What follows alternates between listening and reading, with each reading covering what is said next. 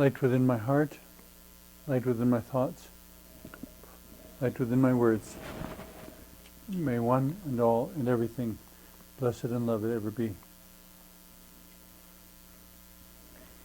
Welcome. I am Sister Who. At one time, it seemed that there was some bullying going on in a high school, some bullying occurring in high school, and the teenagers sadly wound up committing suicide. And so for a short time, in that specific form, everyone got all upset about bullying. And I agree it was tragic, and I think it should be prevented, and I think we need to stand against bullying, but I will adamantly disagree with anyone who thinks that that example is the extent of it. We have bullying in every administrative body one can think of, just about, in every town, in every state, in every country around the world. It's a dynamic that we need to pay attention to. And somebody asked me the other day on the phone, someone who I thought would know better, but hadn't really ever thought about the definition apparently, and asked me, so what is the definition of a bully? And I said, well, there's usually a power differential, that someone is more powerful than the other person, and usually it has to do with the bully abusing that power and making that other person hurt, or becoming aware of the other person hurting and deciding to continue doing what they're doing anyway. And I suggested to them that when we create societal systems that do not meet people's needs and that make people hurt, and we become aware of that hurt and do nothing, that is a form of bullying. That the administrators are abusing their power to enforce a policy or a program or a prescribed mode of action without considering or even being open to finding out that the way they are enforcing it upon this other person hurts. It reminds me to some extent of a program that was done a number of years ago, in which the idea was presented that the old cars that are very polluting because they're not well maintained and everything should be removed from the road and replaced with better cars, so that we can make a dent at least in reducing the amount of air pollution. The problem with the program is that it only applied to auto loans, which benefited banks, for average sorts of cars, which benefited auto manufacturers, and did not apply to the most polluting cars driven by the poorest people.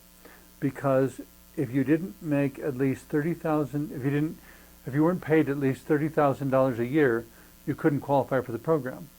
So everyone who was paid less than $30,000 a year and drove a car that was barely running just to get from home to work and back again each day could not trade in their old car for something that was non-polluting, because they couldn't afford the auto loan to the bank. Their income wasn't adequate for that. And so on one level, the politicians were saying, we're giving you an answer, and on the other level, or on the other hand, they were creating a program that could not be accessed by the people who needed it most. So it kind of becomes self-sabotaging, because the original goal of reducing air pollution was totally forgotten, and it wasn't the goal of doing it anymore. If the medical system is supposed to be keeping everyone healthy, that is not what our current medical system in the United States is doing. It's creating a medical system that is beneficial to pharmaceutical companies, beneficial to the medical companies, and I tried mentioning this to a friend who is a retired MD, and he wasn't willing to acknowledge any problem. And I kind of gave up trying to talk to him because nothing was getting through. But I maintain that if a doctor is driving a Porsche and a working class man is driving a Chevrolet, you can't tell me that there's any sense of equality between that, because they're living in a way that that underscores the difference. That if there's going to be equality between the two, then essentially they should be able to drive the same car. If the farmer can't drive a Porsche because he's not being paid the same as a doctor, and the doctor is living in a house that would support 2 farmers' families, plus driving a Porsche on top of it, somebody's being paid a very generous salary. And am I up in arms at all doctors? No, I happen to have a very good doctor. I don't know what her lifestyle is, and I don't want to get into the habit of judging each other. But I'm saying on a societal level, there's something going on that there's virtually no issue that I can think of that isn't tied to issues of economic disparity.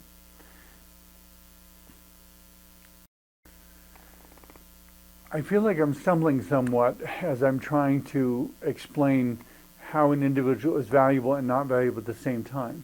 Because in one sense, Michelangelo was valued as a servant of the work, carving the statue of David, and Madeleine L'Engle, the author, talking about writing more than you know, and finishing afterwards and saying, did I do that? Kind of like Urkel on the Family Matters television show. And recognizing that each person contributes something that could be the tipping point. And yet at the same time, one person contributing something can go unnoticed. If memory serves me correctly, the composer Bach was, his music was, he was doing something that the other composers didn't, which the other composers didn't approve, and there was some time later after he had died that someone was staying at a monastery, and the monks were preparing dinner and they were preparing fish, and they were basically using old music manuscript to wrap up fish heads in the kitchen, the way we would use old newspapers. And the person who was visiting the monastery saw what they were doing and said, oh my God, let me have that. And essentially gave manuscripts of Bach's music back to the world. It was not valued except to someone who understood. And this sense of being a valuable person and doing what you can, but in the final analysis, you don't know how people will receive it. And in a similar sort of way, I was thinking of a grain of sand. And is a grain of sand, does it have value? Is it important? Well, yes and no, except that when you get enough of them together, they form a beach or a shore. One of the things I made to illustrate this point myself was this giant hourglass. Is a grain of sand important? Well, it is when you create an hourglass and it begins to run and the sand goes through the hourglass and it measures time. This particular one I timed out at 29 minutes for all of that sand to run into the bottom one. There's a particular point in time in which each of us is born, and we may be just a grain of sand that nobody will even notice at the time. And then again, we might be what flows through to the other side just at the right moment, and that measures the progress and the development of the human race. And we have to do our part, and we have to serve the greater work, but it's not about us, it's about that of which we are part. We are relational individuals. We're not, the world doesn't revolve around us as narcissistic individuals, but we're relational individuals.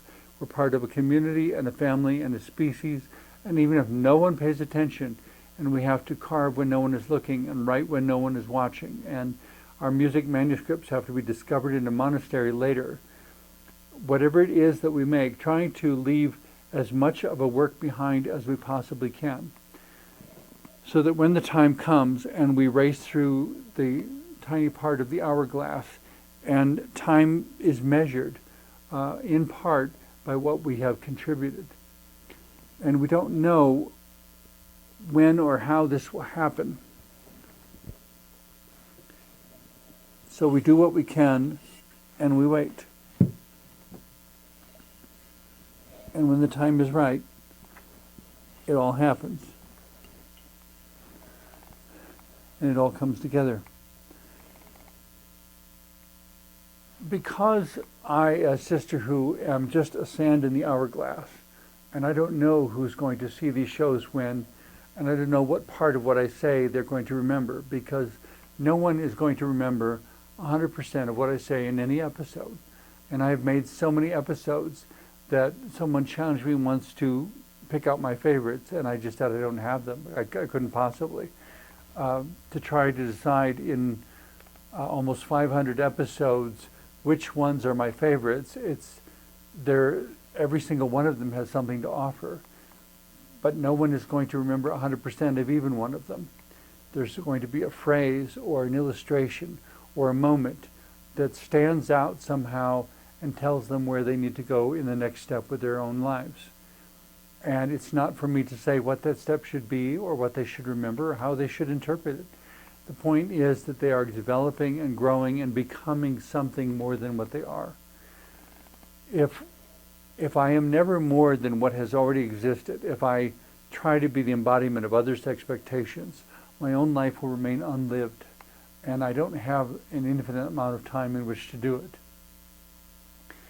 Part of coming to terms with being a significant grain of sand in this larger universe, of being in the time that I am, in the place that I am, of falling through the narrow part of the hourglass at just the right moment, so that somebody below will recognize me and somebody above me will understand that I'm relieving the pressure or responding to the pressure, that I'm doing what only I can do, because any one of these sands cannot be replaced by any other.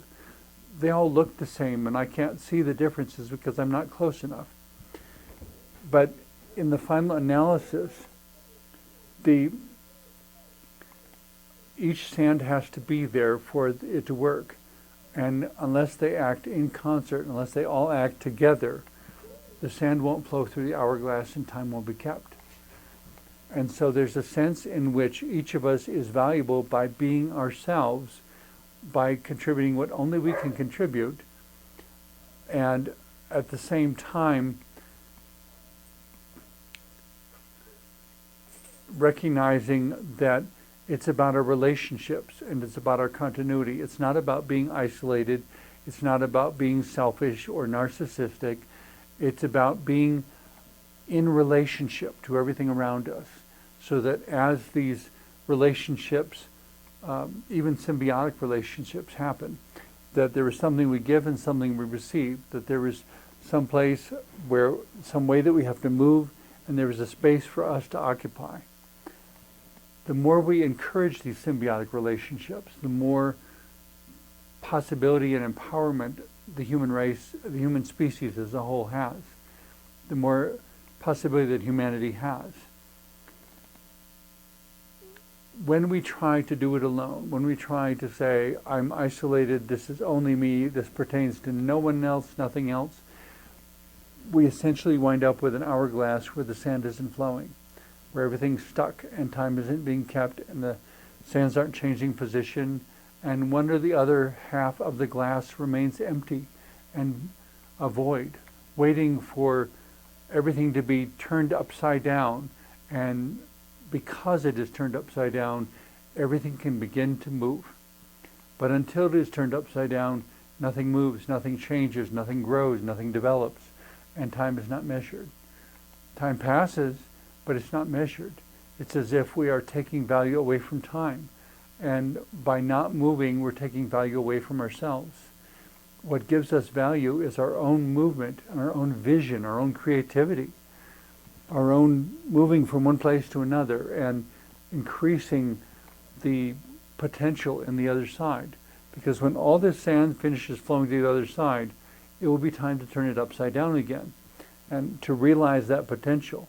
Everything will stagnate for that moment until I turn it over and it is given the power to move and to create something new and different, to create a pile in the other side of the hourglass that is similar but in its own ways absolutely unique, because all the sands are in different places.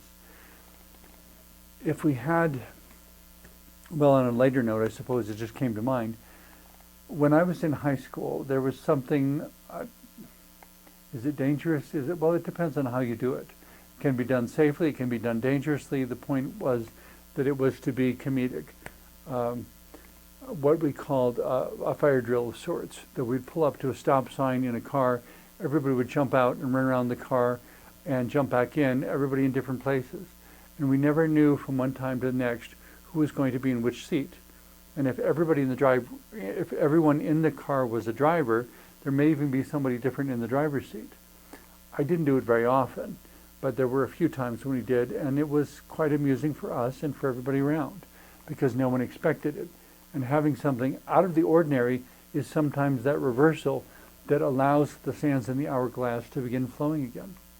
To the extent that we never have anything unexpected, no reversals, no creativity, the sands stop and nothing happens. And the shape of the sand in one part stays like it always is, and it doesn't change.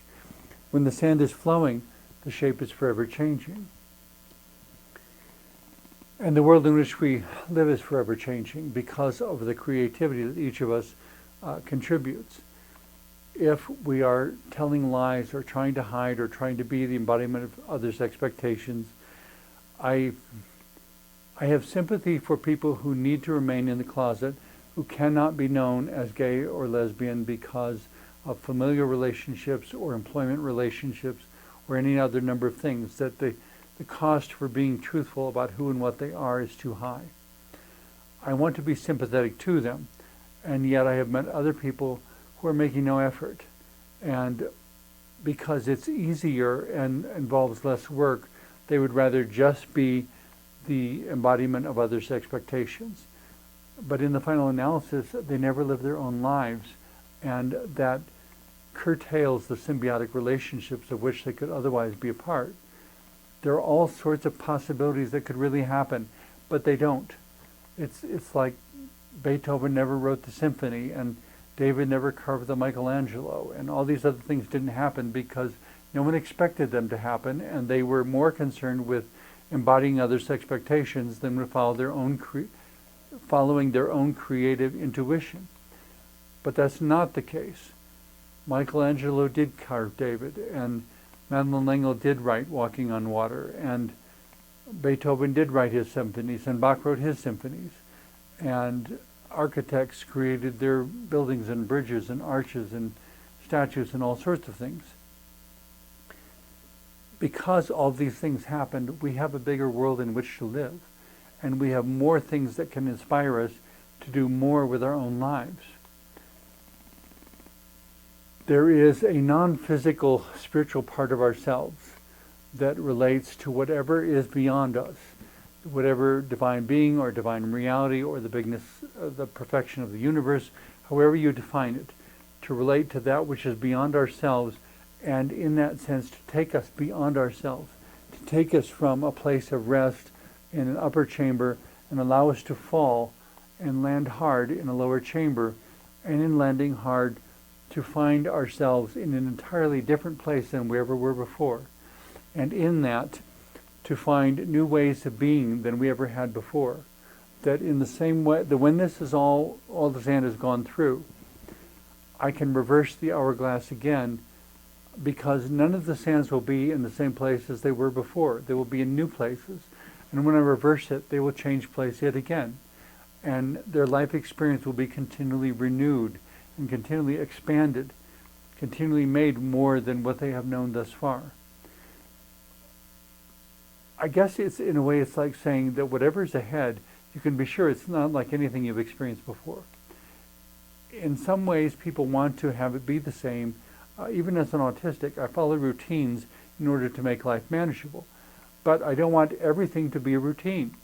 I want there to be places in my life where there is renewal and growth, where we make new shows that have never been recorded before.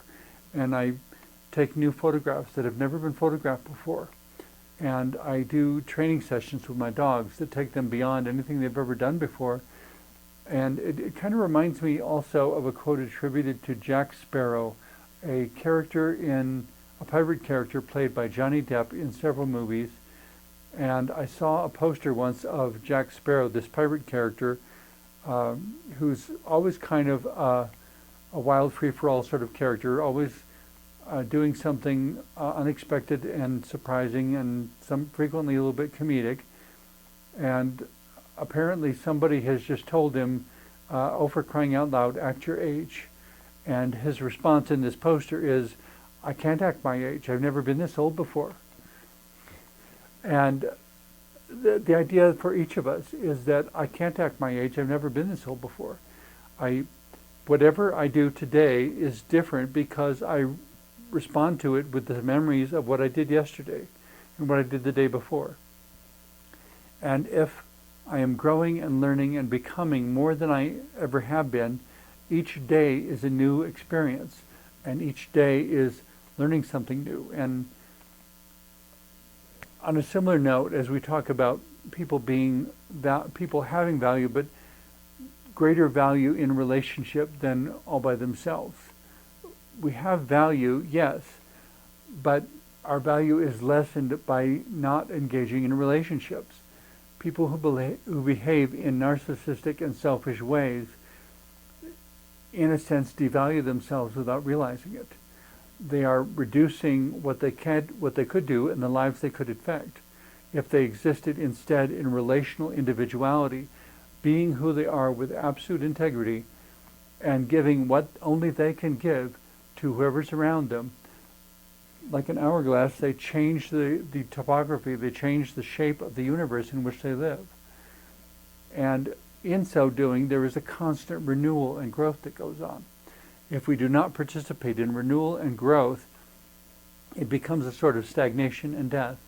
But even in that case, there is still a sort of breakdown that occurs because there is no state in which one can truly stagnate.